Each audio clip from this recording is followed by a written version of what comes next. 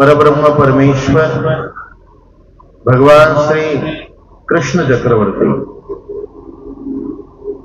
भगवान श्री कृष्णांच्या मुखारविंदामधून आपण या विश्वशांती ज्ञान यज्ञामध्ये सुंदरसा हा विचार दत्तात्रेय प्रभूंच्या तत्वज्ञानाचा, दत्तात्रेय प्रभू संपूर्ण तत्वज्ञानाचं निरूपण करता आहे यदुराजाला भगवान श्री कृष्णांच्या आणि उद्धवांच्या संवादातून, भगवान श्री कृष्णांच्या निरूपणातून दत्तात्रेय प्रभू सुंदर असं तत्वज्ञान आपण या ठिकाणी ऐकतो आहोत, श्रवण करतो आहोत.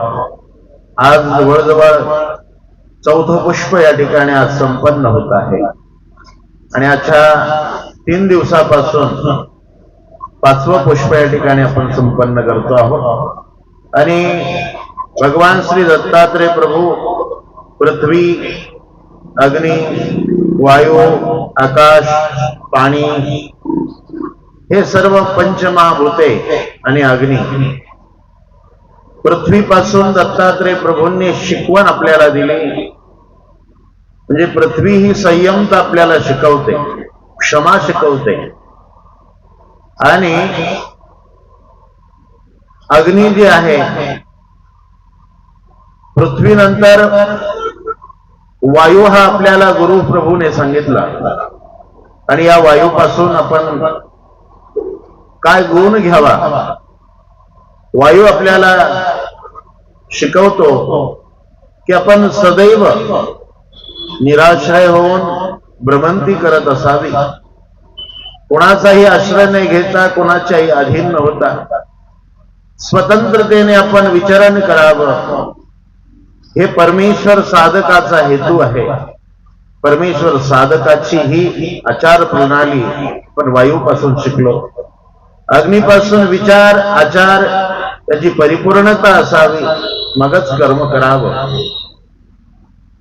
आणि अग्नी आकाशापासून अलिप्त राहण्याची ही आपल्यामध्ये जो गुण आहे, लोकांमध्ये असून सुद्धा आपल्या धर्म, नीती, न्यायाने कुठेही आपण धर्म उपदेशक, साधनवंत, ईश्वराचा साधक, उपदेशी, सर्व लोकांमध्ये कुठेही आपण एकमेकांमध्ये जरी जमलो, जागरणाला गेलो, गोंधळाला गेलो, दहाव्याला गेलो, वर्षश्राद्धाला गेलो, आणि ह्या कार्यासाठी तुम्हाला जाणंच आहे, ग्रस्ताश्रमाला तुम्हाला जाणंच आहे. पण जात असताना त्यांच्यामध्ये एवढं मिसळा, आपल्या धर्म नियमांनी तुम्ही अलिप्त राहा, परंतु त्यांच्यात तुम्ही अवश्य मिसळा, त्यांच्यामध्ये अवश्य जा, परंतु आपल्या धर्म, नीती, न्यायाने ते करतील, आपण ते करू नका. त्यांच्यामध्ये जी वृत्ती ती आपल्यामध्ये येऊ देऊ नका. आपला जो धर्म, आपला ईश्वर जो सांगतो तेच आपल्यामध्ये असू द्या. लोक जे करतील त्यावर आपण करू नका. लोक आपल्याला विहिरीतही ढकलून देतात आणि लोक आपल्याला वरही नेतात, हे लक्षात ठेवा. आपण लोकांमध्ये जाऊ, परंतु त्यांच्याप्रमाणे वागण्याचा प्रयत्न करू नका. त्यांच्याप्रमाणे आपण नियमांनी राहू नका, अलिप्त राहा. अलिप्त म्हणजे ते गुण त्यांच्यासारखे आपल्यामध्ये आले नाही पाहिजे, हे लक्षात ठेवा. गुण हा परमेश्वराचा आपल्यात उतरला पाहिजे, भगवंताने सांगितलेले गुण आपल्यात उतरले पाहिजे. कोणाचे गुण पाहून ते घेऊ नका. हा स्वामींनी आपल्याला, दत्तात्रेय प्रभूंनी आकाश नावाच्या गुरुपासून आपल्याला शिकवण दिली. आणि आता जल म्हणजे पाणी, पाणी हे जे भूत आहे, या पाण्याच्या ठिकाणी निर्मळता हा गुण आपण या ठिकाणी पाहिला. कोणता? निर्मळता गुण बघितला. आणि ही निर्मळता त्या पाण्यासारखी आपल्यात आली पाहिजे. आणि ही पाणी जसं स्वतः निर्मळ बनतं आणि दुसऱ्यालाही निर्मळ बनवतं, त्याप्रमाणे आपणही स्वतः अंतःकरण शुद्ध बनलं पाहिजे, निर्मळ बनलं पाहिजे. आणि आपणही दुसऱ्याला शुद्ध केलं पाहिजे. दुसऱ्याच्या कानात दुसऱ्याच्या जीवनात कधीही गोंधळ निर्माण करू नका. कधीही कुणाला या ठिकाणी वाईट सांगून कानभरणी करू नका. सर्वात महत्वाचा विचार या ठिकाणी दत्तात्रय प्रभूंनी आपल्याला इथे निरूपण केलेला आहे.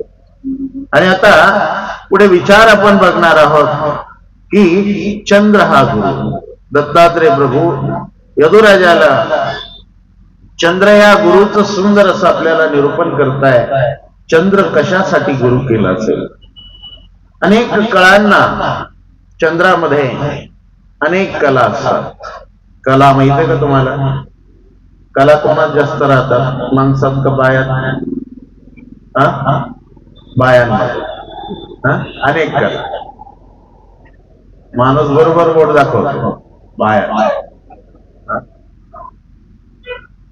गुण जे आहे, कला अनेक प्रकारच्या आहेत.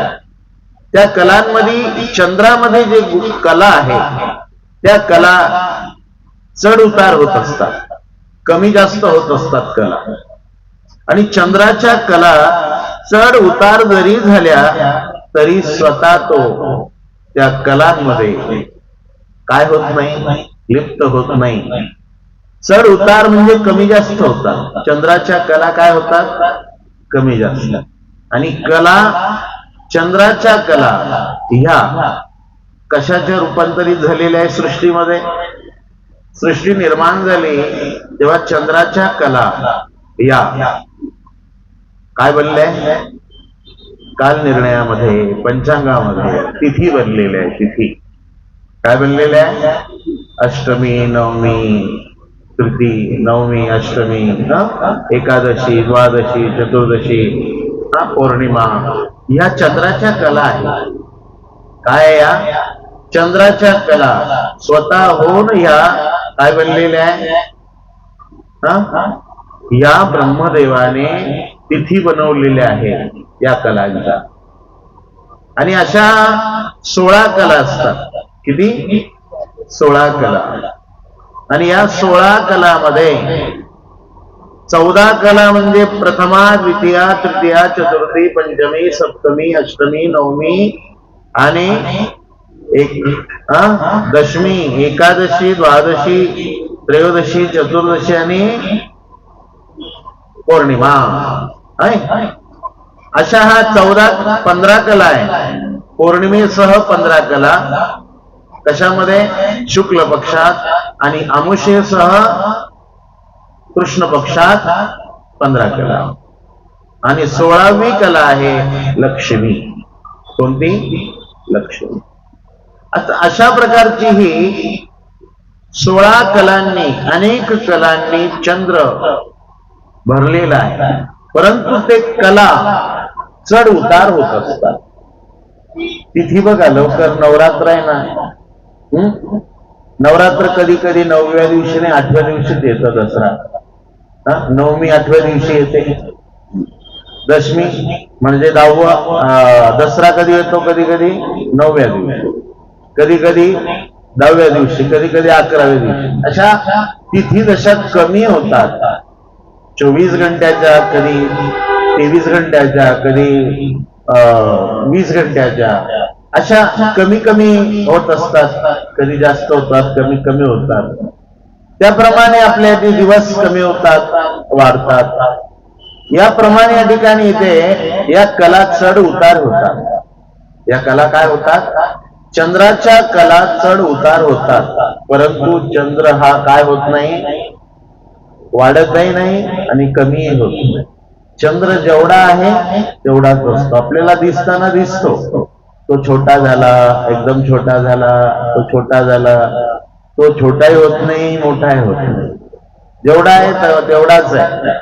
परंतु पृथ्वी त्याच्या भोवती फिरते ना. कशा भोवती? चंद्राभोवती, सूर्याभोवती फिरते.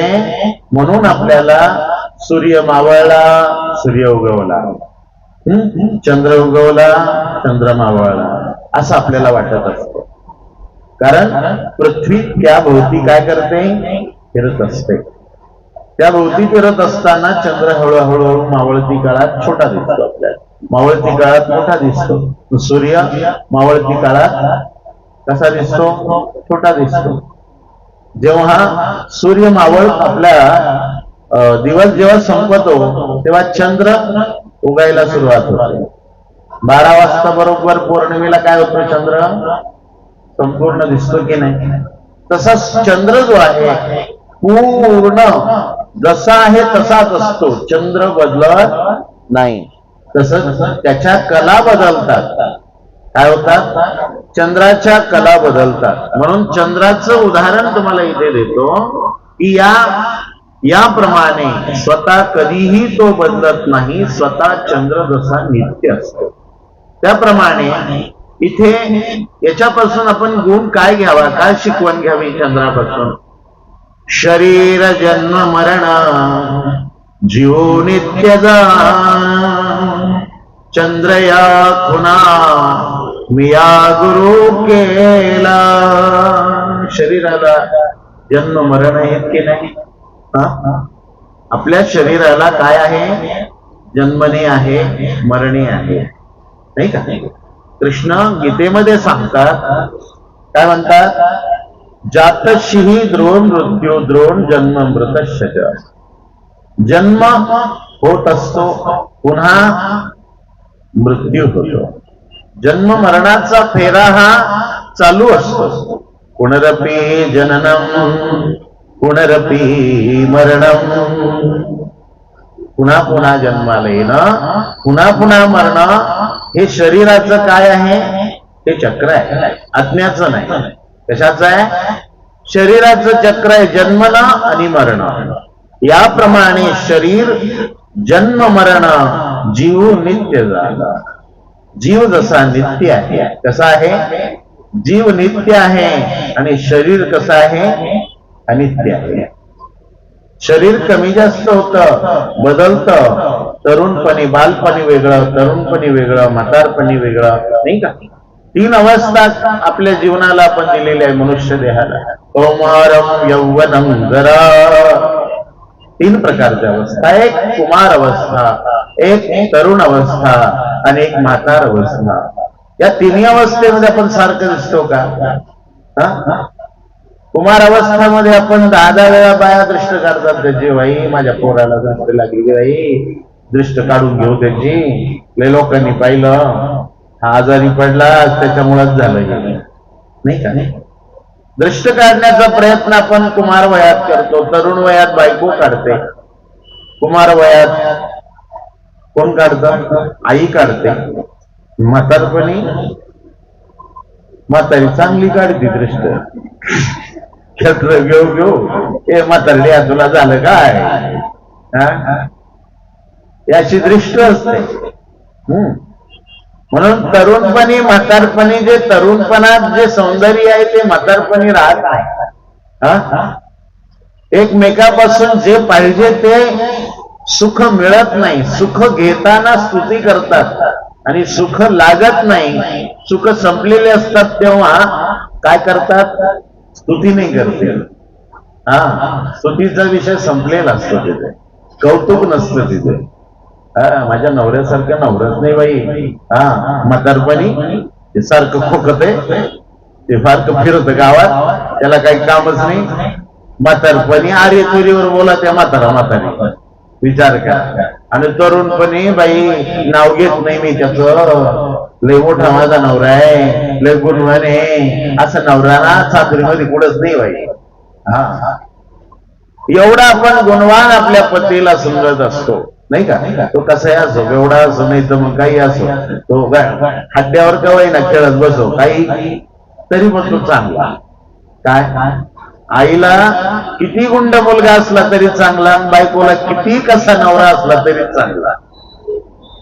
असे या ठिकाणी जीवनामध्ये आपले दृष्टांत आहे.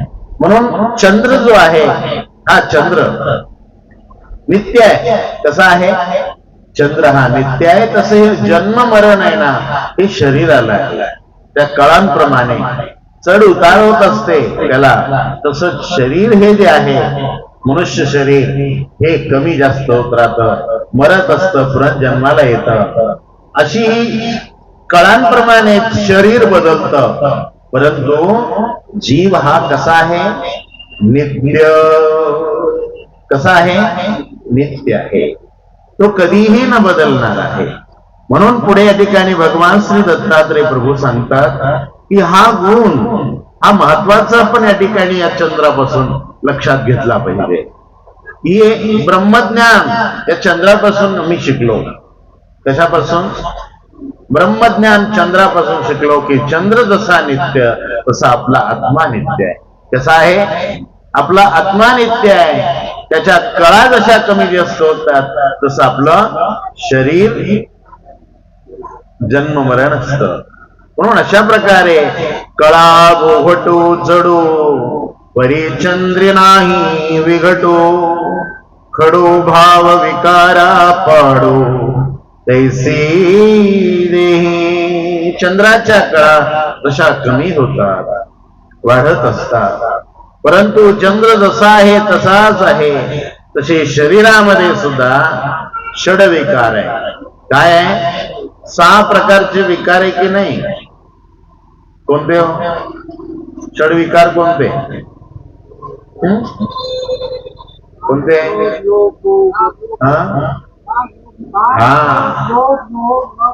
राग, द्वेष, काम, क्रोध, मद, मत्सर हे षडविकार आहे की नाही? हे मनुष्याची कोण आहे? सख्खे मित्र आहे की नाही? भावासारखेच आहे आपल्याला.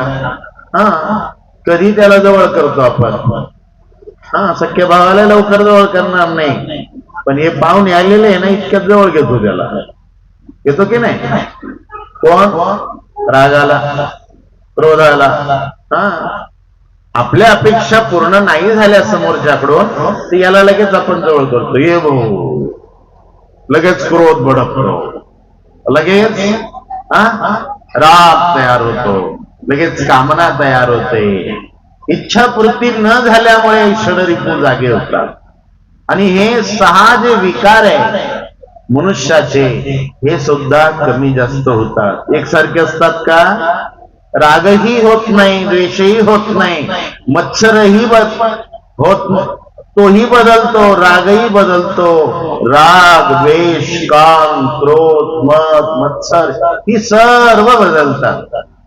कोणासारखी? या कळेसारखी. कशाची कळा? त्या चंद्राप्रमाणे आमच्या मायमाऊलींच्या सुद्धा कला कमी जास्त होतात बरं का. माहितीये का तुम्हाला? तुम्ही पाहिलेले आहे प्रत्येकाच्या कला. कोणी? आमच्या पुरुष वर्गाने. एखादी साडी आणू द्या, लगेच कला बदलली. आणली जर नाही ना बाहेरून, काही सांगितलेलं जर आणलं नाही तर मग कला वेगळीच राहते. रागाची, क्रोधाची, मत्सराची. मी काय सांगितलं तुम्हाला? कळत नाही का तुम्हाला? हा भाव आविर्भाव वेगळा असतो.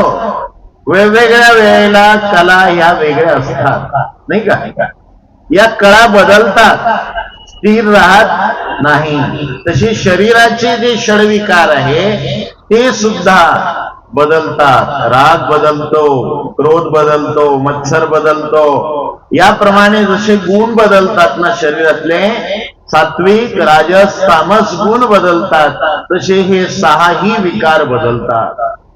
आणि जन्माला येणं आणि काही दिवस पुन्हा या ठिकाणी वाढणं, स्थिर राहणं, विपरीत होणं, मरून जाणं. जन्माला आलं की जन्माला आल्यानंतर हे शरीर काय होतं? थोडं मोठं झालं, त्याच्यापेक्षा थोडं मोठं होतं, त्याच्यापेक्षा मोठं होतं. हे शरीर कमी असतं ते वाढतं, आणि वाढलं की परत म्हातार वयामध्ये परत त्याची शक्ती कमी कमी कमी कमी होऊ लागते. शक्ती काय होते? कमी कमी होऊ लागते. तसं चंद्राच्या कळाही कमी जास्त होतात. या चंद्रांच्या कळेप्रमाणे आपले हे शरीराची अवस्था आणि शरीराचे हे षडविकार हे सर्व बदलतात. हे कोणतेही एक सारखे नसतात. हे आपण चंद्रापासून शिकलो पाहिजे, हे लक्षात घ्या. म्हणून चंद्र हा महत्वाचा विचार आहे, लक्षात घ्या. चंद्रामध्ये बघा तुम्ही, सूर्यामध्ये बघण्याची शक्ती नाही आपल्याकडे, पण सूर्यामध्ये पाहण्याची आपल्याकडे शक्ती आहे. सूर्यात आपण पाहू शकतो, कारण सूर्याचा प्रकाश हा सौम्य असतो. काय म्हणतो? सौम्य असतो, म्हणून त्याला काय म्हणतात? चंद्राला सोमही म्हणतात. सोम काय म्हणतात? सोम. म्हणून सोमवारच्या दिवशी चंद्राची पूजा करतात लोक. कोणाची? चंद्राची पूजा. आणि सोमवारच्या दिवशी महादेवाची पूजा का करतात हो? 16 सोमवार का करतात सांगा बरं मला. हा, सोमवारचा, सोम म्हणजे चंद्र, हा, मग त्या सोमचा म्हणजे चंद्राचा आणि महादेवाचा काय संबंध? हा, सोमवार हा महादेवाला का दिला?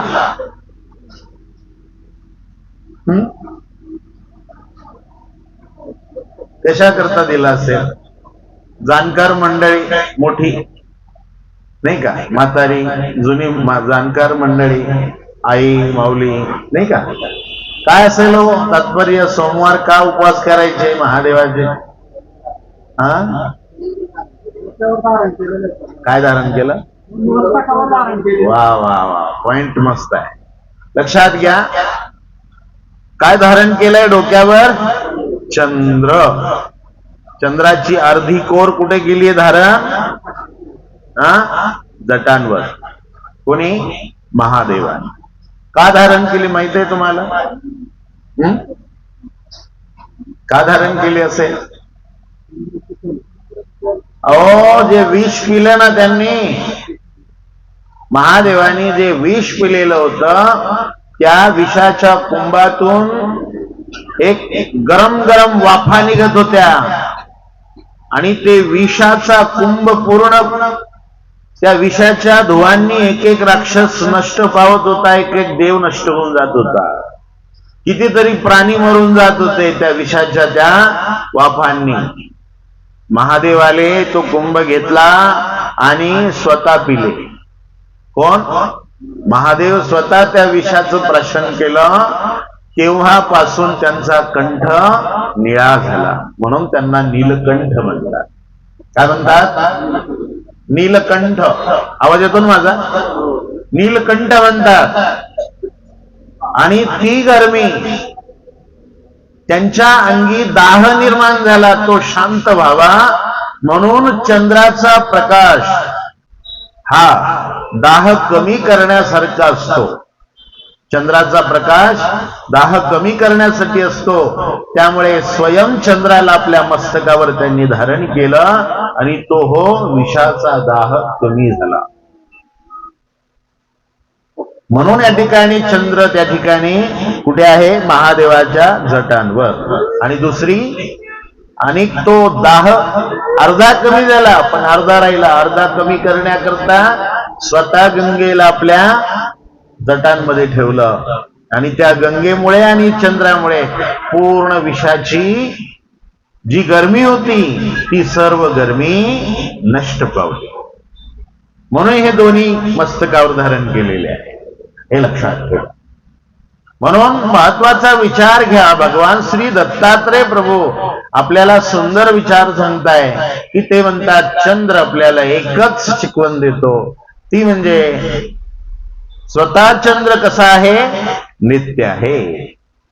स्वतः चंद्र नित्य आहे, परंतु त्याच्या कळा कमी जास्त होतात. त्याप्रमाणे हे शरीर कमी जास्त होत असतं, जन्मत असतं, मरत असतं, वाढत असतं, घटत असतं, नाही का? परंतु आतला आत्मा चंद्रासारखा कसा आहे? नित्य आहे. म्हणून सूर्य हा गुरु दत्तात्रय प्रभूंनी केला. मग सूर्यापासून देवाने काय शिकवण आपल्याला दिली ती आपण या ठिकाणी बघूया.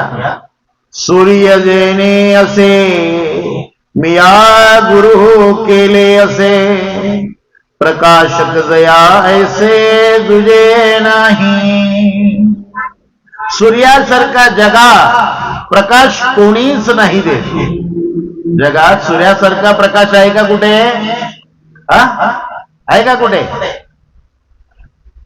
कुठेही सूर्यासारखा प्रकाशक आपल्याला मिळणार नाही. सूर्य हा जसा या ठिकाणी आहे तसा गुरु असतो, लक्षात घ्या.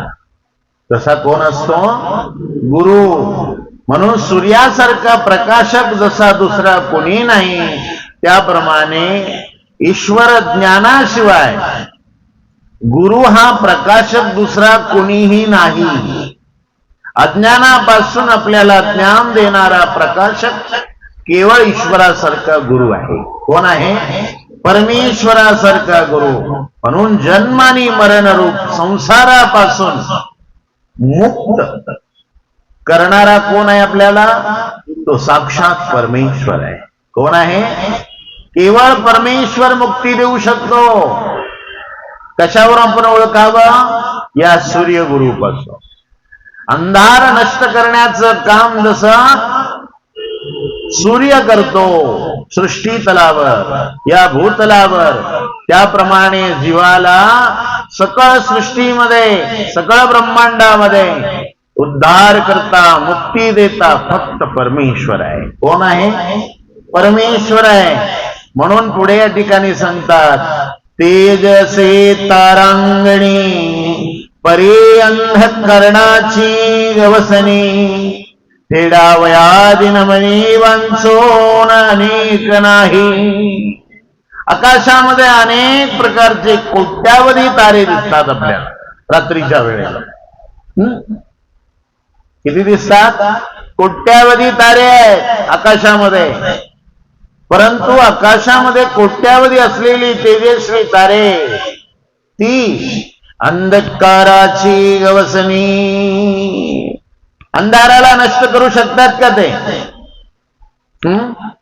अंधकाराला म्हणजे अज्ञा पूर्ण अंधाराला ते तारे नष्ट करू शकत नाही. तेडावया दिनमनी. पुढे सांगतात की दूर जसं सूर्यापेक्षा दुसरा कोणी प्रकाशक नाही, हा अंधकार फक्त दूर करणारा कोण आहे?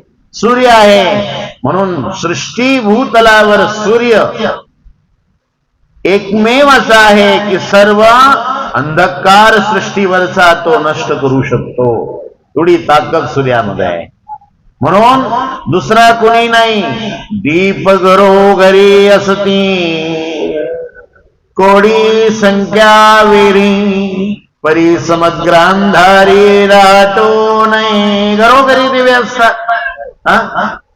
हे लाईट आहे, हे बल्ब आहे, हे दिवे आहे, समई आहे, अनेक लावलेले आपण. पण इथं लावलेले बाहेर अंधार आहे. इकडे बघा अंधार आहे. मग हे लाईटी किती असो काय, या कितीही दिवे लावले तरीही अंधकार पूर्ण नष्ट होऊ शकत नाही.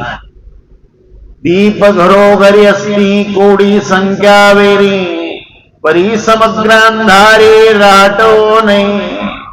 तसं उदाहरण इथे श्री दत्तात्रय प्रभू सांगतात की हे दिव्याचं उदाहरण का दिलं? सूर्याचं जर या ठिकाणी सांगितलेलं आहे, सूर्याचं आपण या ठिकाणी गुरु केला, पण सूर्याचे गुण सांगत असताना दिव्याचा आणि तारांचा हा विचार आपण या ठिकाणी घेणं आवश्यक आहे. तारांनी जसा कितीही तारे प्रकाशात असेल, आपल्या आकाशात असेल, तर ते तारे जसे काय करू शकत नाही? अंधकार नष्ट करू शकत नाही. किती दिवे लावले, किती लाईटी लावल्या तरीही अंधकार पूर्ण सृष्टीवरचा तो नष्ट करू शकत नाही. लाईटी लावून तुम्हाला बारीक सुई दिसणार नाही. सुईत धागा ओवायचं म्हणल्यानंतर पहिलं टेलरिंग म्हणतात सकाळी करू काम, संध्याकाळी झोपून जा. संध्याकाळी का करत नाही? लाईटी लावून सुद्धा काम होऊ शकत नाही. जे कशाने होता? सूर्यप्रकाशाने होता. कारण सूर्याचा अंश, कशाचा? सूर्याचा अंश आपल्या नेत्रामध्ये आहे, आपल्या डोळ्यामध्ये आहे. या गोष्टी लक्षात घ्या. आपल्या शरीरामध्ये 81,10,10 देवता प्रत्येक इंद्रियात थांबलेले आहेत. एक मेद मांसाच्या रूपाने, इंद्रियांच्या रूपाने हे सर्व शक्ती ज्या आहेत, देवता आहेत, ते आपल्या शरीरामध्ये थांबलेले आहेत.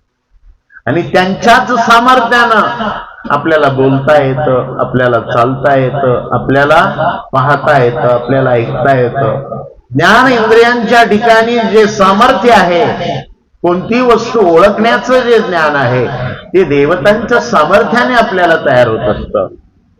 जनावरांना का कळत नाही बरं? जनावरांना का बोलता येत नाही? आता हे जनावर खाली असेल कुठे समजा, त्यांना काय माहिती काय चालू आहे? त्यांना जर समजलं असतं ते ऐकायला आले नसते का? त्यांना अज्ञान आहे. काय आहे? अज्ञान. मानव प्राण्याजवळ एक फक्त एवढीही बुद्धी, मन, चित्त हे या ठिकाणी भगवंताने हे 4 प्रकार समर्पण केलेले आहे. म्हणून प्रकाश जो आहे, प्रकाश हा केवळ कुणाचा आहे श्रेष्ठ? सूर्याचा जसा श्रेष्ठ प्रकाश आहे, तसं दिव्यांनी आणि तारांनी प्रकाशपूर्ण अंधकार दूर करू शकत नाही. तैसी पुढं दत्तात्रय प्रभू म्हणतात, तैसे नाना देवता साधने अंतर्बाह्य भजने परिमोक्ष तो ईश्वर ज्ञाने वांचो नाही. नीट लक्ष द्या. आता मी काय सांगतो, उदाहरण दिली ती समजली तुम्हाला, बरोबर? ताऱ्यांचं उदाहरण दिलं, दिव्यांचं उदाहरण दिलं दत्तात्रय प्रभूंनी, ते तुम्हाला समजलं असेल. त्याने प्रकाश पूर्णता होऊ शकत नाही, तेवढी ताकद नाही त्यामध्ये. त्याच्यामध्ये दिव्यामध्येही नाही आणि तारांमध्येही नाही. तैसे देवता आहे 81,10,10 देवता आहे. त्या ताऱ्यांप्रमाणे, त्या दिव्यांप्रमाणे अनेक काय आहे? देवता आहे, सर्व शक्ती आहे. पण त्या शक्ती कोण्याही साधनाने, कोणत्याही अंतर्याग साधन असो नाही तर बाह्य साधन असो. अंतर्याग साधन म्हणजे त्या देवतेचे मंत्रजाप केले. काय मंत्रजाप? ओम नमः शिवाय, ओम चंद्राय नमः, ओम इंद्राय नमः, ओम ब्रह्मदेवाय नमः, ओम बृहस्पतीय नमः, असे हे मंत्र आपण जपत राहिलं. मंत्र जपले आपण लागेल तेवढे, आणि त्यांनी तुम्हाला कोण्याही प्रकारे तुमच्या जीवनातला अज्ञानाचा प्रकाश, अज्ञानाचा जो अंधकार आहे, तो देवता साधनाने तो दूर होणार. कारण एवढी ताकद नाही त्याच्यामध्ये. आहेत का? नाही. ही शक्ती आहे, एक शक्ती आहे. काय आहे? एक शक्ती आहे. दैसे नाना देवता साधने अंतर्बाह्य भजने. अंतर्बाह्य म्हणजे बाह्य साधना आपण करतो त्या देवतांची करतो की नाही? अंतर साधना म्हणजे कोणती? उपवास, हे जे व्रत आहे हे अंतर साधना आहे त्या देवतांची, नाही का? आणि या तीर्थाला जाणं, शिर्डीला जाणं, साईबाबाच्या दर्शनाला जाणं, त्याचबरोबर त्र्यंबकला जाऊन बैलाची पानं वाहून त्या कुशावर्तामध्ये आंघोळ करणं, तीर्थ, क्षेत्र, व्रत, दान या प्रकारची आपण देवता साधना करतो की नाही? लोणारला जातो, शेगावला जातो, जेजूरला जातो, पंढरपूरला जातो. या देवतांच्या तीर्थक्षेत्रात जाऊन त्या देवतांना आपण पुष्प, पान वगैरे सर्व वस्तू वाहतो. त्यांची मंत्रजाप उपवासाच्या दिवशी करतो. ही मंत्रजाप अंतःकरणामध्ये जेव्हा करून उपवास आपण करतो, ही अंतरसाधना आहे. आणि बाह्य साधना म्हणजे जी आपण दान धर्म करतो त्या देवतेच्या हेतूने, त्या देवतेच्या हेतूनं नवस्फूर्तीसाठी ब्राह्मणांना दान देणं, 1000 ब्राह्मणांना भोजन घालणं, पिंडदान करणं, हा सर्व जो विधी आहे हा सर्व विधी आपण देवता जनित विकल्प क्रिया जी करतो ती देवतांची करतो. आपण कोणाची करतो? अनेक उपदेशी साधक आहे ना, बरीच मंडळी अशी आहे की अंतसमयी पिंडदान करतात उपदेशांचं. सर्वात चुकीचा धर्म आपण पालन करतो. आपण जर भगवंताचा जर मार्ग पत्करलेला आहे, मार्ग जर स्वीकार केलेला आहे, त्याचप्रमाणे शेवट करा ना शरीराचा. जर तुम्हाला पूर्ण धर्म जर पाळवत नसेल तर सुरुवातीलाच आपण धर्म स्वीकारायचा नाही.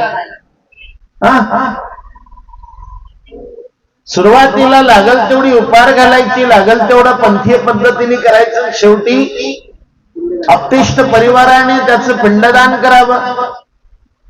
अहो सारे शरीर भगवंताला समर्पित केलंय. त्या गरुड पुराणामध्ये विष्णूंनी त्या गरुडाला सांगितलंय की बाबा रे, जो भगवंताचा जो अनुयायी आहे तो भगवंताला प्रिय आहे, परमेश्वराला प्रिय आहे, आणि भगवंताला त्यानं संपूर्ण शरीर हे भगवंताच्या नामात भगवंताच्या सेवेत समर्पित असतं. जसं संत तुकारामांचं होतं तसा संपूर्ण शरीर सुदामाचं होतं. पूर्ण शरीर भगवंताला समर्पित असतं. आणि अशा समर्पित देहाला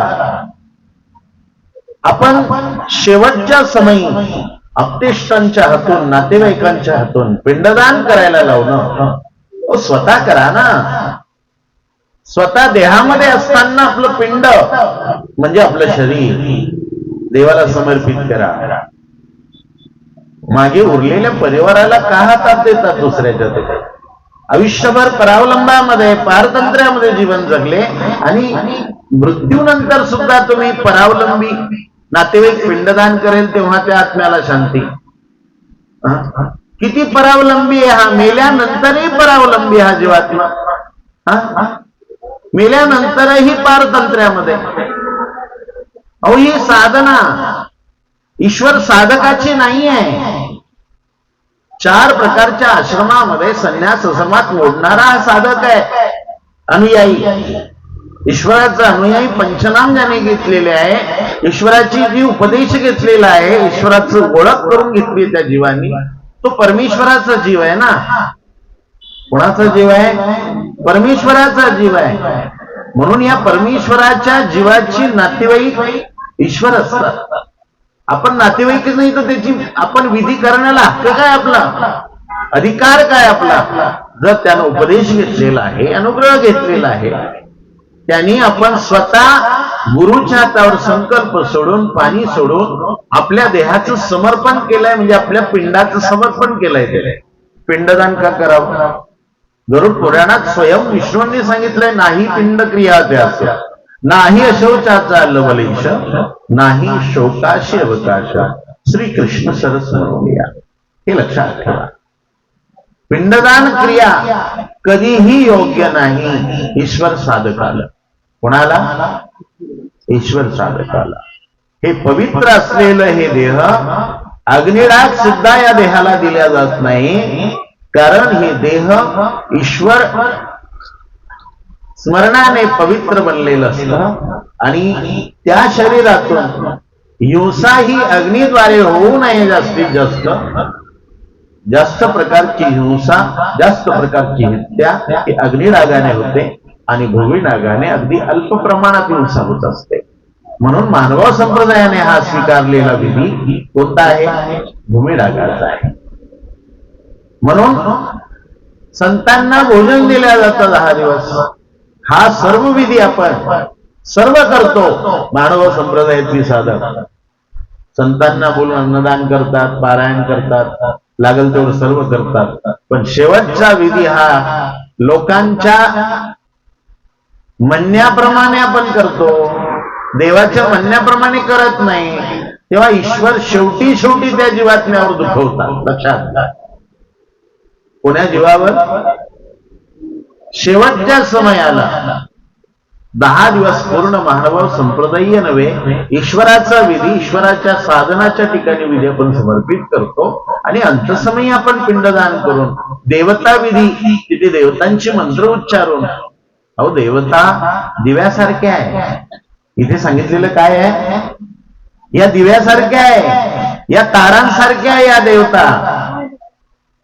या का ब्रह्मांडामध्ये जेवढ्या देवता आहे ना 81 कोटी 1.25 लक्ष एवढ्या ज्या देवता आहे ना 33 कोटी नाही 81 कोटी देवता बनलेले आहे एका ब्रह्मांडामध्ये. आणि या देवता, अहो या देवतांकडून कधीच जीवाला जे पाहिजे ती मुक्ती, जीवाला जो पाहिजे तो ज्ञानाचा प्रकाश, मुक्त होण्याकरता, या संसारातून उद्धार होण्याकरता हे ज्ञान त्या दिव्यांकडे नाही आहे, तो प्रकाश त्या दिव्यांकडे नाही आहे, देवतांकडे नाही आहे. हे लक्षात घ्या. तो आनंद त्याकडे नाही आहे. त्या प्रकारचा हा पूर्ण परब्रह्म परमेश्वराचा जो महान प्रकाश आहे ज्ञानाचा, तो ताऱ्यांप्रमाणे देवतांकडे नाही, दिव्यांप्रमाणे देवतांकडे नाही. देवता तुमची फक्त कामना पूर्ण करतील, फलद्रूप करतील. कोणती कामना? जी तुमची इहलोकामध्ये क्षणिक सुखाची जी फळ आहे ती देवता तुम्हाला अवश्य देतील. परंतु तुमच्या जीवनातला कायमस्वरूपी येरझारा जन्म मरणाचा तो देवता कधीच पूर्ण करणार नाही, तो कधीच दूर करणार नाही. त्यासाठी सूर्य जसा महत्वाचा आहे पूर्ण प्रकाश देण्याला, तसा परमेश्वर महत्वाचा आहे आपल्या जीवनामध्ये, आपल्या जीवाला मुक्त करण्याला. म्हणून हा परमेश्वर कोण आहे त्याला नीट ओळखा, त्याला व्यवस्थित समजून घ्या. म्हणून नाना देवता साधने अंतर्बाह्य साधने भजने, कसंही भजा त्या देवतांना, अंतर्बाह्य कसंही बजा. परी मोक्ष तो ईश्वर ज्ञाने वांचो नाही. ईश्वराशिवाय तो ज्ञान तुम्हाला कधीही प्राप्त होणार नाही, हे लक्षात ठेवा. म्हणून पुढे या ठिकाणी दत्तात्रय प्रभू म्हणतात, निजांशे अधिष्ठात्री सूर्य देवता नेत्री स्वरूपे निज क्षेत्री असतोची असे. डोळ्यानं, या डोळ्याने आपण सारं जगत पाहतो की नाही दिवसा? रात्री का दिसत नाही? दिवसा जसं सारं जगत सूर्याच्या प्रकाशात पाहतो, तसं या ठिकाणी का दिसतं आपल्याला? बारीक बारीक वस्तू, लांबची वस्तू आपल्या डोळ्याने दिसते. त्याला कारण काय? अहो निजांशी अधिष्ठात्री, निजांशी अधिष्ठात्री आपल्या डोळ्याच्या अंशामध्ये अधिष्ठात्री सूर्य देवता आहे. सूर्य थांबलेले आहे. न फिटती भ्रांतीची बडळे.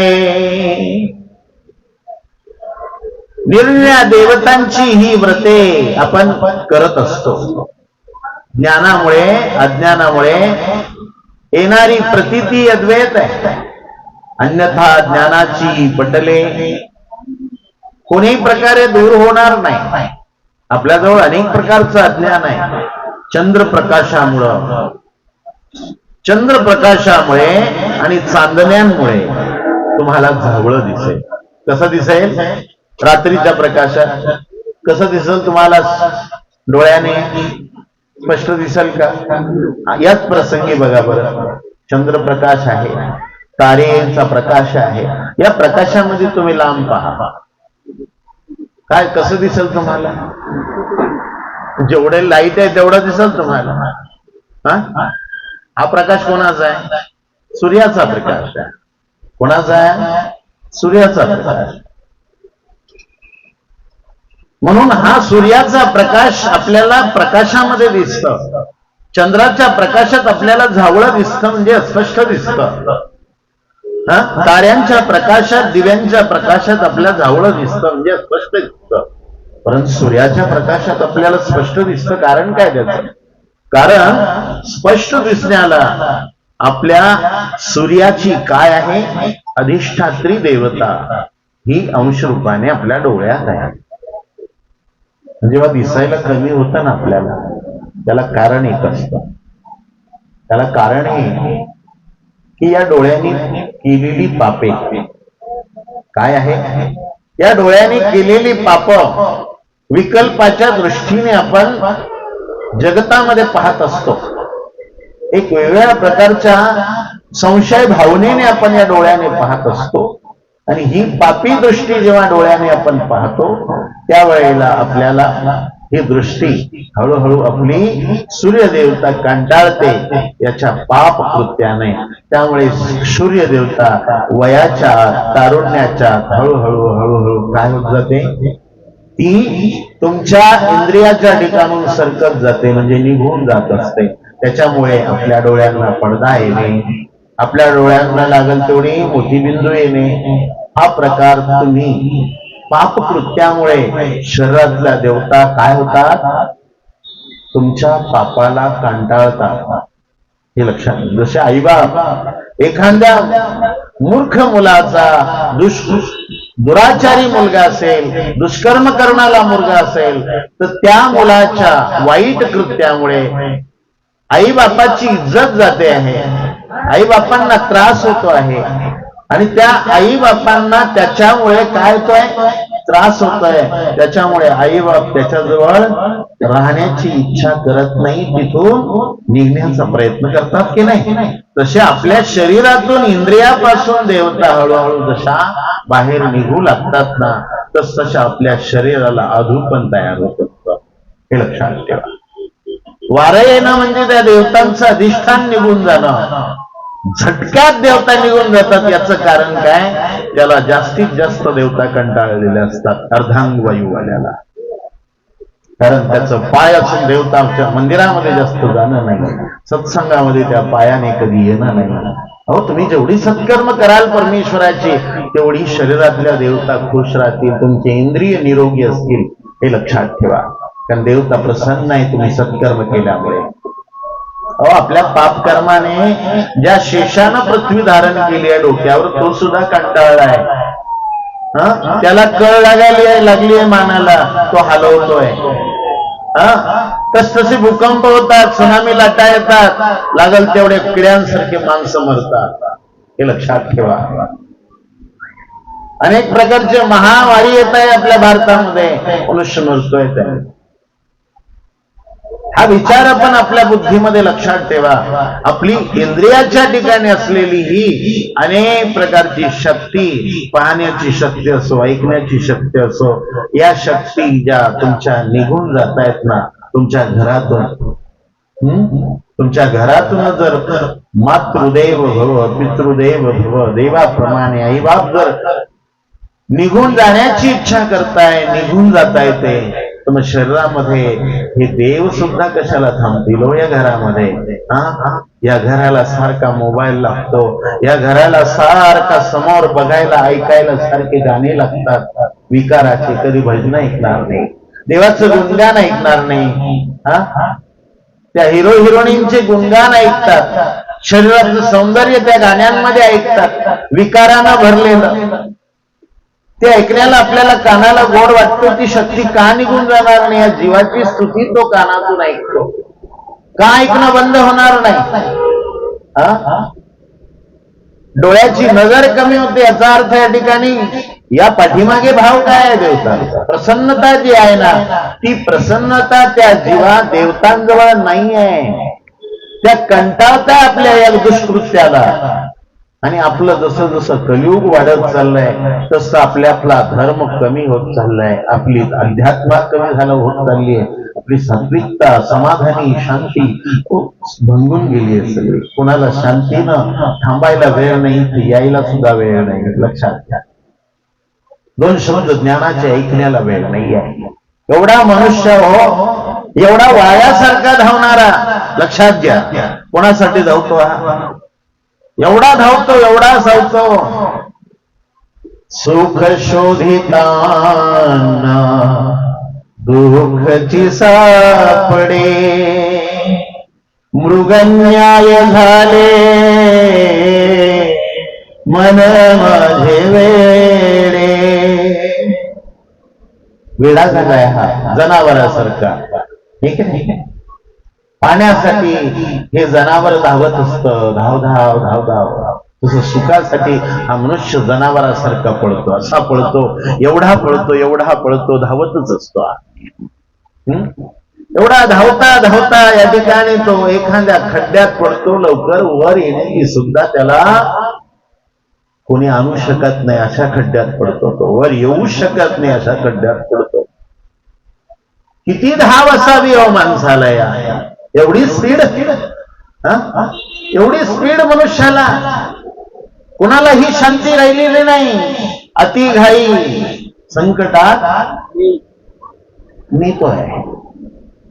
कुणालाही शांती राहिलेली नाही. म्हणून भगवंत या ठिकाणी आपल्याला उपदेश करतात की बाबांनो, आपल्या शरीरामध्ये देवता सूर्य आहे आणि तो सूर्य आपल्याला सर्वत्र आपण या ठिकाणी दिवसा त्या सूर्याच्या अधिष्ठानामुळे सर्व पाहू शकतो.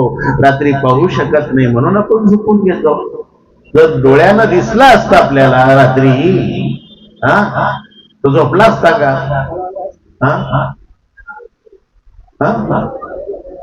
लाईटी लावू लावू नाईट करतात लोक कंपन्यांमध्ये, विचार करा. म्हणून या ठिकाणी हा निजांशे अधिष्ठात्री सूर्य देवता नेत्री स्वरूपे निजक्षेत्री असतोची असे.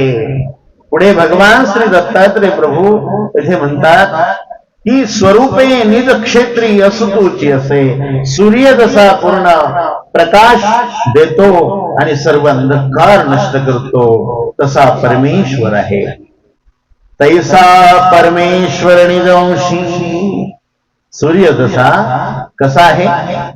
सूर्य जसा प्रत्येक आपल्या कुठे आहे? डोळ्यात अंश जसा सूर्याचा आहे, तसा परमेश्वराचा सुद्धा एक अंश कुठे आहे? सर्व जीव मात्रांमध्ये अंश आहे. तैसे परमेश्वर निजांसी सर्वभूती असे.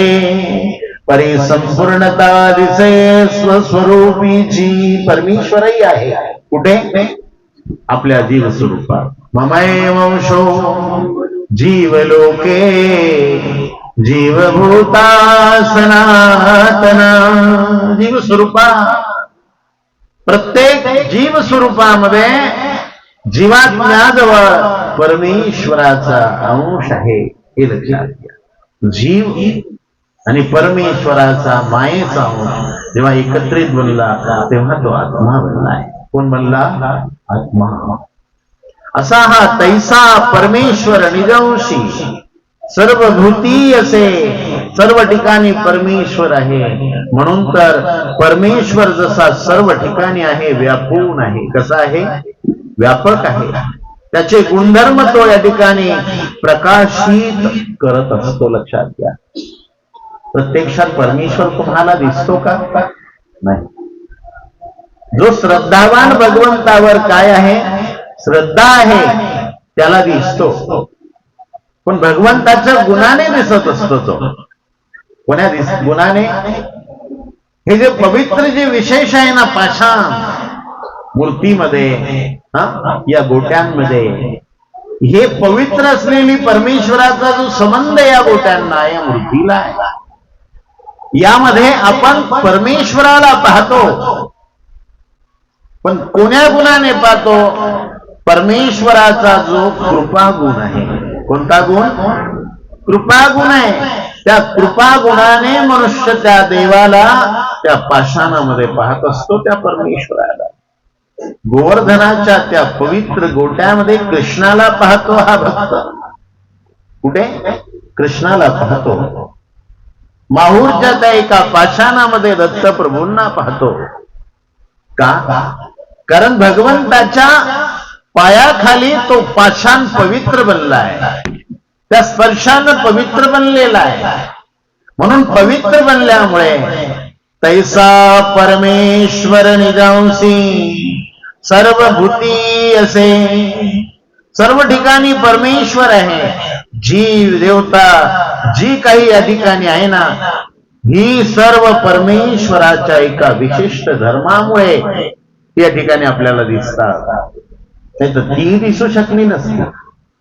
म्हणून संपूर्णत्वे परमेश्वर स्वरूप परमेश्वराच्या गुणाने आपल्याला दिसत असतं. आपल्यालाही परमेश्वर श्रद्धेने दिसतो का? आपल्या परमेश्वर कुठे आहे? जीव स्वरूपात परमेश्वर आहे.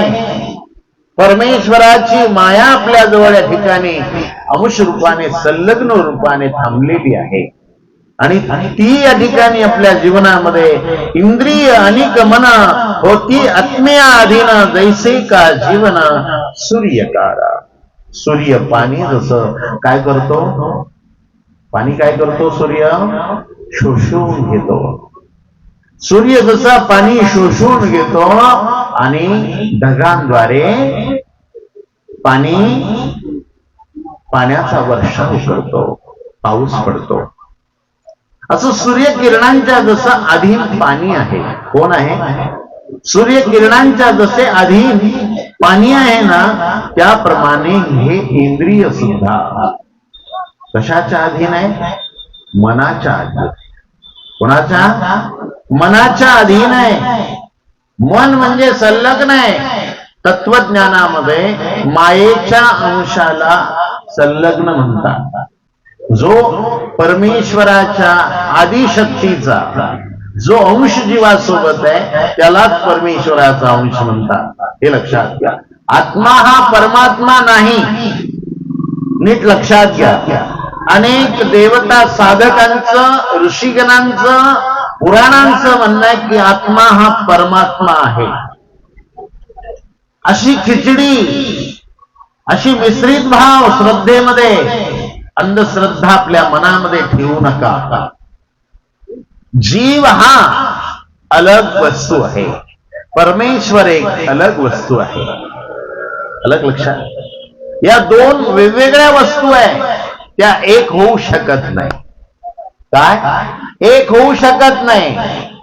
जीव हा परमेश्वरा समान होऊ शकतो, पण परमेश्वर जीव कधीच होऊ शकत नाही. परमेश्वर जीव कधीच होऊ शकत नाही. म्हणून जीवात्मा हा परमात्मा आहे असं कधी संभ्रमात राहू नका. नाहीतर आपल्याला अहंकार येईल. आम्ही जीव आहे मग आम्हीच ईश्वर आहे. हे ज्ञान आपण भिन्न भिन्न पद्धतीने जाणार. परमेश्वर वेगळा आणि आपला आत्मा वेगळा. म्हणून इंद्रिय अनिक मन होते आत्मीय अधीन. कोणाच्या अधीन होतो? इंद्रिय सगळी 10 इंद्रिय शरीरातली सर्व अधीन होतात. ती कशाच्या अधीन? मनाच्या अधीन होतात. कोणाच्या अधीन आहे? मनाच्या अधीन होतात. इंद्रियानिक मन होती आत्मीय अधीना जैसे का जीवन सूर्यकारा. असे सूर्यकिरणाच्या अधीन जसं पाणी आहे ना, तसे या ठिकाणी इंद्रिय सुद्धा मनाच्या अधीन आहे. लक्षात ठेवा. कशाच्या अधीन आहे? मनाच्या अधीन आहे. मन सांगेल. मनाला, बुद्धीला, चित्ताला एक संलग्नाचं रूप आहे देवतांचं. मुख्य आदिशक्ती जी आहे ना, ती मनाच्या रूपाने नटलेली आपल्या शरीरात. लक्षात घ्या. आदिशक्ती तीच भगवंताची सेविका आहे. तीच माया, योग माया म्हणतात तिला. ती योग माया आपल्या मनरूपाने प्रगटलेली आपल्या मनुष्य देहाच्या ठिकाणी. तीच बुद्धीच्या रूपाने प्रगटली आपल्या मनुष्याच्या ठिकाणी. म्हणून जसं अधीन सारी इंद्रिय मनाच्या आहे, अधीन आहे.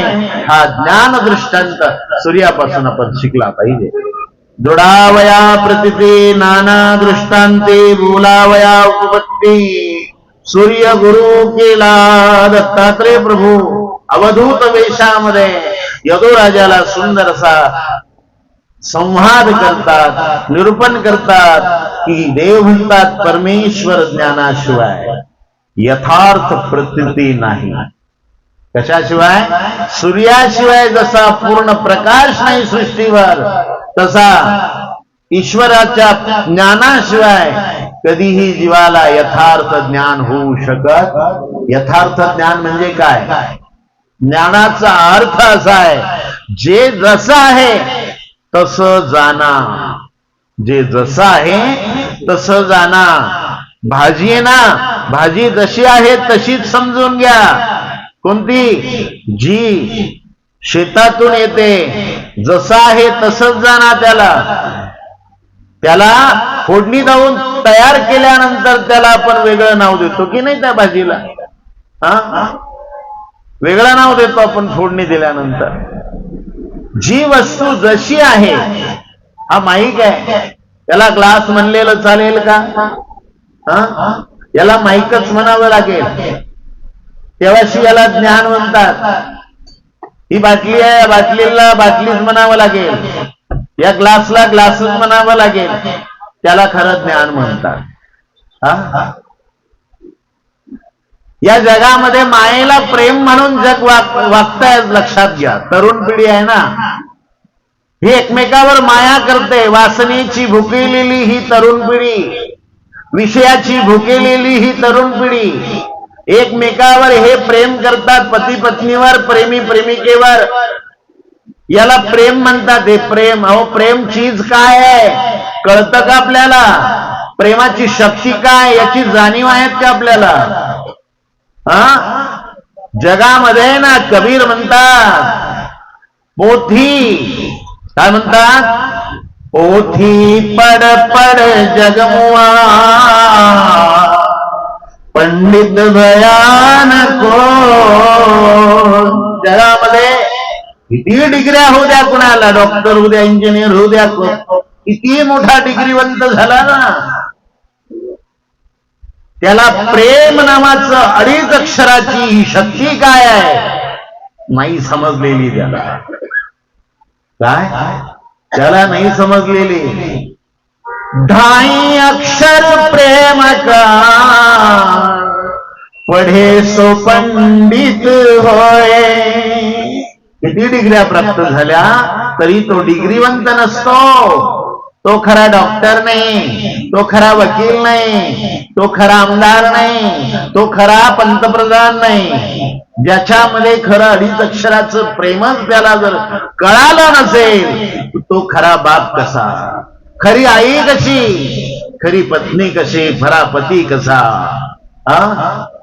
प्रेमाची ही शक्ती जाणली पाहिजे. अडीच अक्षराची प्रेम.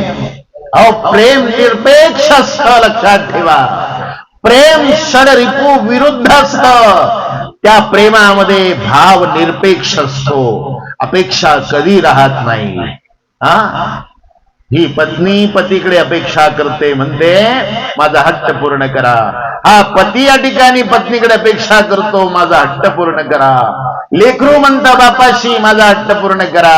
बाप म्हणतो आपल्या लेकराला माझा हट्ट पूर्ण करा, माझ्या आशा पूर्ण करा म्हणतात. ही सारं जग एकमेका नात्यामध्ये. मग आशा पूर्ण करणार आणि नाशा आशेला जन्म देणार हे प्रेम असतं का? निरपेक्ष असतं प्रेम. कसं असतं? निरपेक्ष निर्गुण प्रेम असतं. प्रेम हे निर्हेतुक असतं. कसं असतं? निर्हेतुक प्रेम असतं. त्यामध्ये कोणताही हेतू नाही. अगदी पाण्यासारखं निर्मळ समर्पित करणारं हे प्रेम. त्या प्रेमामध्ये कोणी प्रकारच्या वासना गढूळ नसतात. लक्षात घ्या. तुम्ही एकमेकांमध्ये जे प्रेमाला नाव देतात तुम्ही, ती एक मायेची वासना आहे, एक प्रीती आहे. ती परमप्रीती नाही आहे. लक्षात घ्या. ती काय आहे? एक माया आहे. काय आहे? माया आहे. याला प्रेम म्हणू नका. प्रेम ही शक्ती फक्त परमेश्वराकडे असते. कुणाकडे? परमेश्वराची ही प्रेम शक्ती असते. ही प्रेम शक्ती कृष्णाची माझ्यात आलेली आहे असं समजून स्वतःला कृष्ण समजतो. समोरच्याला आपण राधा समजतो आणि प्रेम प्रेमिका कृष्णासारखं प्रेम करण्याला क्रीडा करू लागतो. अहो कृष्णाला ना भागवतामध्ये ना वेगळ्या प्रकारे नटवलेला आहे. लक्षात घ्या. सजवलेला आहे भागवतामध्ये. काय आहे? शृंगारित केलेला आहे भागवतामध्ये. कृष्ण शृंगारित आहे. कृष्ण विकारलेला कृष्ण भागवतात आहे. कृष्ण जसा आहे तसा ना, तो फक्त स्वामी श्री चक्रधरांच्या निरूपणातून निघालेला जो कृष्ण चरित्रात आहे ना, तो कृष्ण खरा ब्रह्मचारी कृष्ण आहे, तो खरा कृष्ण निर्गुण कृष्ण आहे. आणि तोच कृष्ण जाणणं म्हणजे मानवाला मुक्ती मिळणं. हे लक्षात ठेवा. भागवतातला कृष्ण तुम्हाला कधीही मुक्ती देणारा नाही आहे, तुम्हाला वैकुंठ देणारा आहे. वैकुंठातून पुन्हा जीव खाली येणार जन्म मरणाच्या फेऱ्यातून, परंतु भगवंताच्या मोक्षातून रिटर्न येणार नाही. वैकुंठ हा परमोक्ष नाहीये. या गोष्टी जाणून घ्या, नीट लक्षात घ्या. ज्यांनी पुराण तयार केली ती संतगण केवळ वैकुंठापर्यंत या ठिकाणी त्यांची जाण होती, त्यांचा अभ्यास होता, त्यांना तिथल्या देवता पावन झालेल्या होत्या, म्हणून त्यांच्या ग्रंथामध्ये परमेश्वर तोच त्यांनी सिद्ध केला. अहो, विश्वरूप जे भगवान श्रीकृष्णांनी प्रगट करून दाखवलं ते वैकुंठाच्याही वरती विश्वरूप आहे. लक्षात घ्या. हे आपण नीट लक्षात घेतलं पाहिजे की भगवान श्रीकृष्ण रूपामध्ये जे विश्वरूप साऱ्या जगापुढे जे दिसलं ना, ते कोणत्याही अवताराने हे विश्वरूप दाखवलेलं नाहीये. मला दाखवावं की श्रीरामचंद्रांनी विश्वरूप दाखवलं, साईबाबांनी विश्वरूप दाखवलं. या देवी देवता एका तारांप्रमाणे आहे, एका चंद्राप्रमाणे आहे. सूर्याची बरोबरी नाही करू शकत दिवे, सूर्याची बरोबरी नाही करू शकत तारा. किती तारे असेल तर बरोबरी करू शकत नाही. तो पूर्ण परब्रह्म परमेश्वर जो आहे ना, तो फक्त भगवान श्री कृष्ण आणि दत्त प्रभू आहे. म्हणून तर जगतामध्ये जगद्गुरु या अवताराला म्हणलेला आहे. विश्वरूप दाखवत असताना अर्जुनाला अहो त्यामध्ये सर्व देवता होत्या, सर्व प्रकारच्या देवता 81 कोटी 1.25 लाख 10 देवता एवढ्या ब्रह्मविद्या शास्त्रामध्ये स्वामी श्री चक्रधरांच्या मुखारविंदामधून निघालेले आहे. आणि पुराणामधून आपल्याला फक्त 33 कोटींचीच गणित आपल्या पुढे आहे. लक्षात घ्या. हा जो विषय आहे हे नीट लक्षात घ्या. तैसा परमेश्वर निजंशी तैसे इंद्रिय अनिक मन होती आत्म्या अधीन, जैसे का जीवन सूर्यकारी तैसा गुरु हा सूर्य आम्ही केलेला आहे. आणि या सूर्यापासून आम्ही काय शिकलो हे तुला राजा मी सांगितलेलं आहे. माझी ही श्रद्धा परमेश्वरावरली दृढ होण्याकरता मी सूर्य गुरु केला. कोण म्हणता? दत्तात्रय प्रभू. आता कपोत गुरु दत्तात्रय प्रभू सांगतायत कपोत गुरु. सूर्याचं चंद्राचं आपण या ठिकाणी का गुरु केला दत्त प्रभूंनी हे आपण जाणलं. पण कबूतर कोण आहे? कबूतर.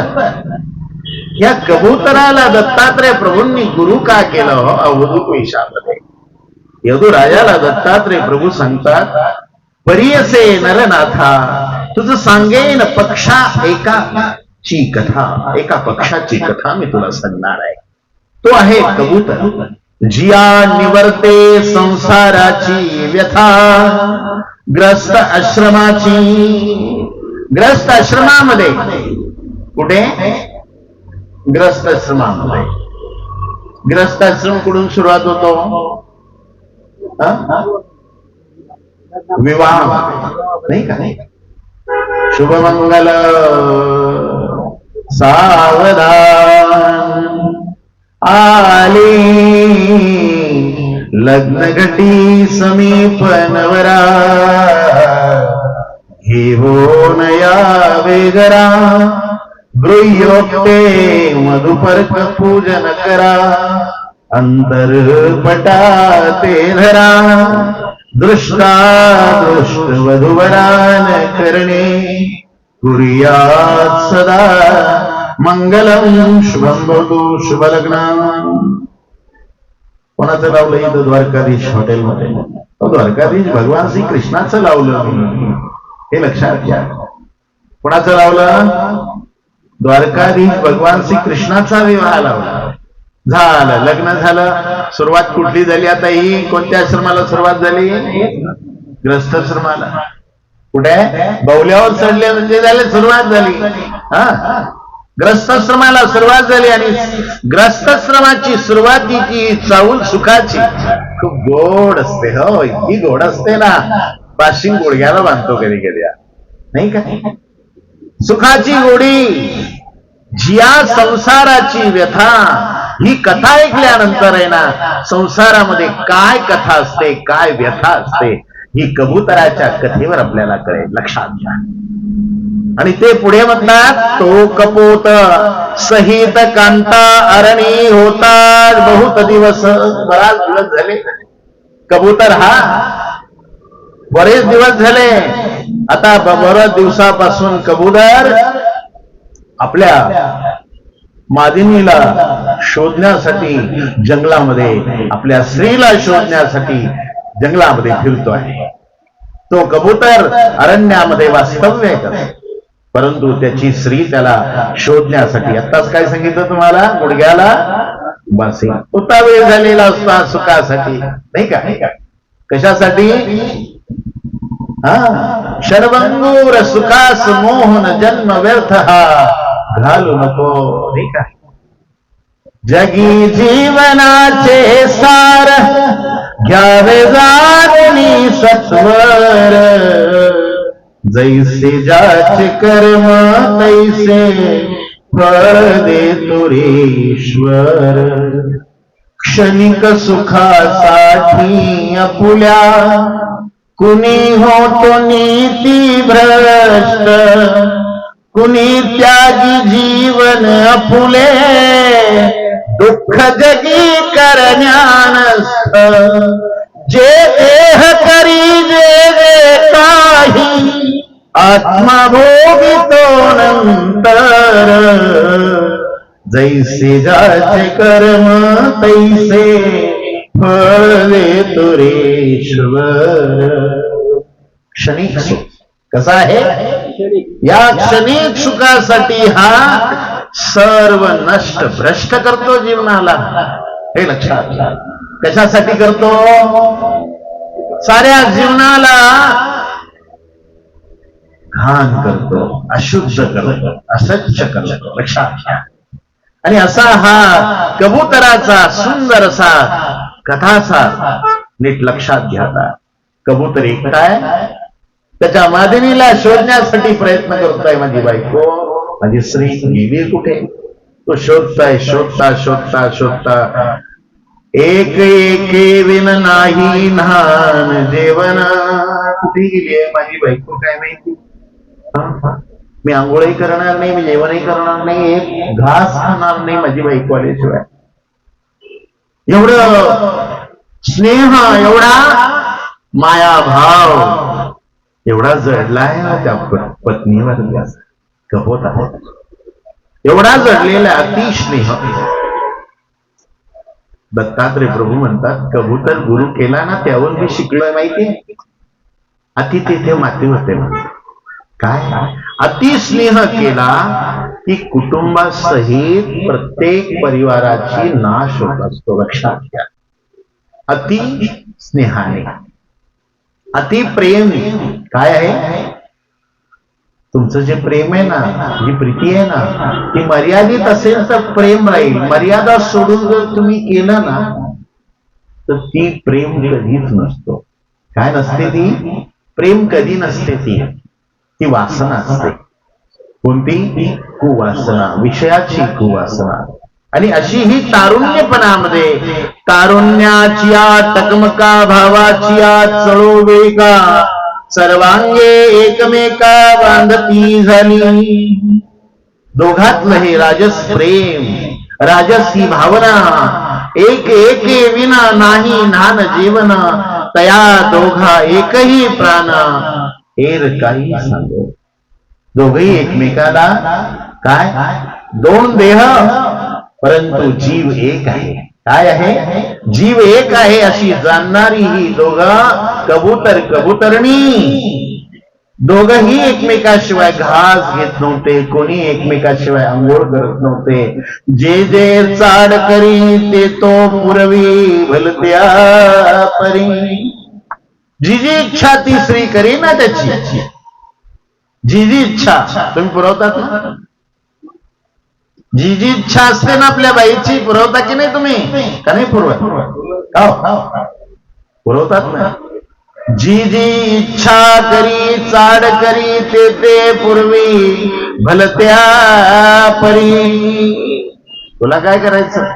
मी तिकडं काही करीन पण तुला आणून देईन. खुश करणं आहे. काय करणं आहे? खुश करणं आहे. भलत्या परी कस काही करीन, असं काही नाही का सत्कर्मच करेल. तो कोळी आहे ना आपल्या बायकोसाठी लागल तेवढा वाल्या दरोडे टाकत होता. काय करत होता? दरोडे टाकत होता. लागल तेवढं सोनं लुटून आणत होता. आणि पत्नीला म्हणू लागला, हे सारं तुझ्यासाठी ग. काय म्हणे तो? हे तुझ्यासाठी. नारद भेटला. रे नारदा म्हणले, अहो कोळी दादा, हे तुम्ही जे करता त्यानं तुम्हाला पाप लागत नाही का? मला काल लागेल? माझ्या पापामध्ये सारं कुटुंब भागीदार आहे. म्हणजे जा बरे विचारून या, बायका मुलं तुमच्या या पापात सहभागी आहे का? गेले वाल्मिक दादा. कुठं? वाल्मिक दादा गेले आणि पत्नीला विचारू लागले, अगं कांते, अगं माझ्या या पाप कर्माला भागीदारी तू आहेस ना, माझे पाप मला तू भोगू लागशील ना मला. हे बायको म्हणू लागली, मी तुमच्या पापात भागीदारी नाही, हे तुम्ही केलाय. कोणी केलाय? हे तुम्ही केला, तुम्हीच भोगा. मुलगा म्हणलाय, मी भागीदारी नाही, हे तुम्ही करता, तुम्हीच भोगा. नारदाकडे आले. नारद सांगू लागले, बाबा ज्याच्यासाठी करतो तो जर सहभागी नाही याच्यामध्ये, मग करतो कोणासाठी? करतो कोणासाठी? भलत्या परी चाड पूर्वी. कोण्याही परी इच्छा पुरवतो हा मनुष्य, कोण्याही परी नाही. लागल तेवढ्या लवाडीनं याला टोपी घाल, त्याला टोपी घाल, याचा ठुका त्याला लाव, त्याचा ठुका याला लाव, याचा चुना त्याला लाव, त्याचा चुना याला लाव, नाही का? अशा प्रकारे विविध प्रकारे नटरंगी पद्धतीने बहुरूपाने आणि बहुरंगाने आपण कर्म करतो आणि धन कमवून आपल्या कुटुंबासमोर ठेवतो. ते किती पापाचं आणि किती पुण्याचं याचा तो विचार करत नाही अज्ञानामध्ये. नाही करत तो. एक एके विन जे जे चाड करी ते भलत्या परी पूर्वी.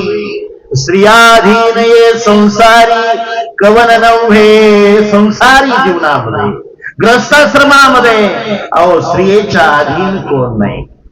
विचार करा, स्त्रियेच्या अधीन कोण नाही या संसारग्रस्त आश्रमामध्ये. नारदानं सांगितलं, बाबा हे सर्व तुझ्या सहभागी नाही, आता तू कुठेतरी काय करायला पाहिजे? वाल्मिक दादा प्रश्न विचारू लागले. नारदांनी सांगितलं, बाबा आता तू काही त्यांच्या बरोबर जाऊ नको, आता चालेल म्हणे, तू आता नाम जपत जा. रामाचं नाम दिलं, राम नाम जपत जपत वाल्या वाल्या कोळी झाले, वाल्मिक ऋषी झाले. कोण झाले? वाल्मिक ऋषी. विचार करा, एक कोळी वाल्या नाव पडलं, वाल्मिक नाव पडलं. का पडलं माहितीये? त्यांच्या अंगावर वारुळ होतं, वारुळ तयार झालं होतं म्हणून वाल्मिक नाव पडलंय. पूर्वी त्यांचं वाल्मिक नाव नव्हतं. कशामुळे नाव पडलं? वारुळ त्यांच्या अंगावर तयार झालेलं होतं. अनेक सर्पांचं, अनेक उंदरांचं, मातीचं भलं मोठं वारुळ. म्हणून तर अशा प्रकारचे हे वाल्या कोळीचे वाल्मिक ऋषी बनले. सारं रामायण तयार करून लिहिलं आणि लवकुशाच्या मुखातून रामाच्या दरबारात गेला, नाही का? अहो अंतर्ज्ञानी बनला तो. सारं रामायण पुढे घडणार लिहून ठेवलं वाल्मिकी. हा जे जे चाड करी ते पूर्वी, हा भलत्या परी स्त्रिया अधीन, ये संसारी कवन नव्हे. या संसारामध्ये अनेक स्त्रीच्या अधीन आहे, या ग्रस्त श्रमात आहे. नावे या तरुणाची ओला उरके आली कळा, पहिले आची वेळा बहुत विनी झाली.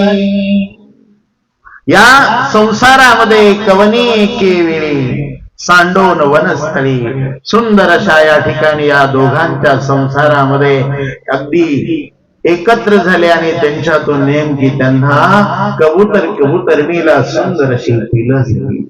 काय झाली? त्यांच्या संसारातून सुंदर अशी पिलं झाली. आणि पिलं झाल्यानंतर आहे ना, आता कवनी एके वेळी ते सांडोन वनस्थळी चारया निघाली. ती दोघे जण त्या पिलांना सोडून, दोघही जण आपल्या पिलांना घास आणण्याकरता, काही चारा आणण्याकरता बाहेर निघालेली आहे. सर्व दोघही निघाले आणि वेगवेगळ्या ठिकाणी ती फिरताय. अशा वेळेला नेमकं झालं काय? अशा वेळेला नेमकं प्रकार असा झाला, एक शिकारी त्या ठिकाणी या जंगलामध्ये आला. एक शिकारी जंगलामध्ये आला आणि शिकारी जंगलामध्ये येऊन त्याने काय केलं? त्या पिलांवर जाळं टाकलं. त्या पिलांवर जाळं टाकलं. न वाजता पाऊली, न पडता चाहुली, जाळ पांघुरण्या धरली तिये एके वेळे. चाहूल लागू दिली नाही शिकाऱ्याने. जाळं टाकलं त्या पिलांवर आणि कपोत कपोती चारा घेऊन आली मागुती. कबूतर आणि कबूतरणी दोघही पती पत्नी आपल्या पिलांजवळ चारा घेऊन आली. तव देखिले अक्रंदते बाळके तिये. तेव्हा पहिलं ती मुलं जाळ्यामध्ये अडकलेली आहे आणि त्या आई बापाला पाहून ती बाळ, छोटीशी पिलं रडू लागली आहे, दुःख करू लागली आहे. अडकलेली आपली पिलं पाहिली आणि ती मारीन, ती स्त्री, ती आई आपल्या लेकरांसाठी दुःख करू लागली, ओक्साबोक्सी रुदन करू लागली, दुःख करू लागली. माझी पिलं या शिकाऱ्याच्या ताब्यात गेली, मी जगू कशी? मी जगू कशी? दिठी दिठी मिन्नली जीवन गळा उसासली, तैसीच घागायली गे के वेळे. दृष्टीला दृष्टी मिळवली त्या आई पिलांच्या आणि सर्वांगी जीवन कळा ही त्या कबूतरणीची घोसकली होती, जखमी झालेली होती अंतःकरणामध्ये. आणि त्या वेदनेमुळे ती एकाएकी पिलंही ओरडू लागली आणि कबूतरणीही ओरडू लागली, दुःख करू लागली. ऐसी करो नैसे बोलून असा शीत, पाठी धाविन्नली आक्रंदत, निडळे निड घास तरी गाली जाळे अंती. हे दुःख पाहून आता ती कबूतरणी आपल्या बाळकाजवळ, आपल्या पिलांजवळ ती हळूहळू हळूहळू त्या कशामध्ये, त्या जाळ्याकडे ती सरकत आहे. पिलांच्या डोक्याला डोकं घासत आहे. एकमेकाचं दुःख एकमेका या ठिकाणी एक माय पिलांना सांगते आहे. ती पिलं आपल्या आईला दुःख सांगतात आहे. आणि अशा प्रसंगी आता पुढे काय प्रसंग होतो आहे तो बघूया आपण उद्याच्या पोथीमध्ये. उद्या अवश्य ही कथा ऐकण्याकरता इथे आपण उपस्थित राहा. आपणा सर्वांना उद्याच्या आयोजकांच्या वतीनं आमंत्रण. दंडवंदना. हात जोडा. दोन्ही कर जोडून नमितो,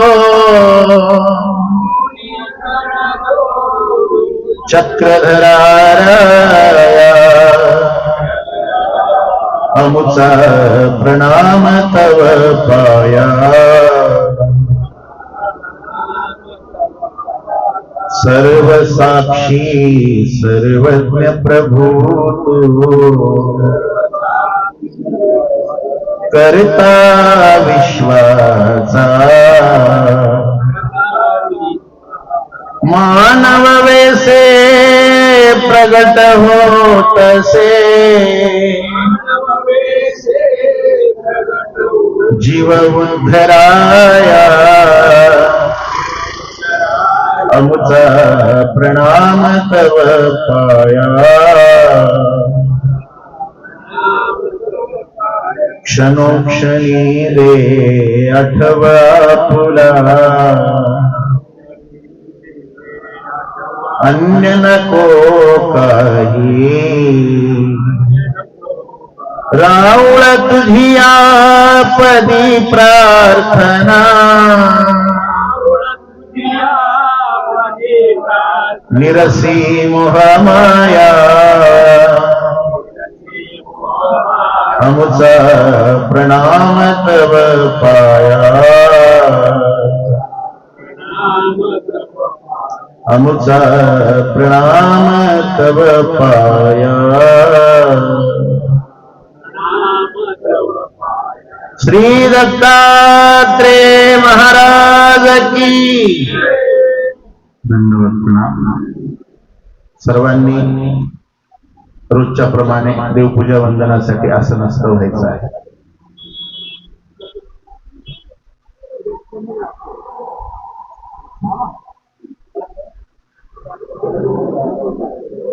काय म्हणते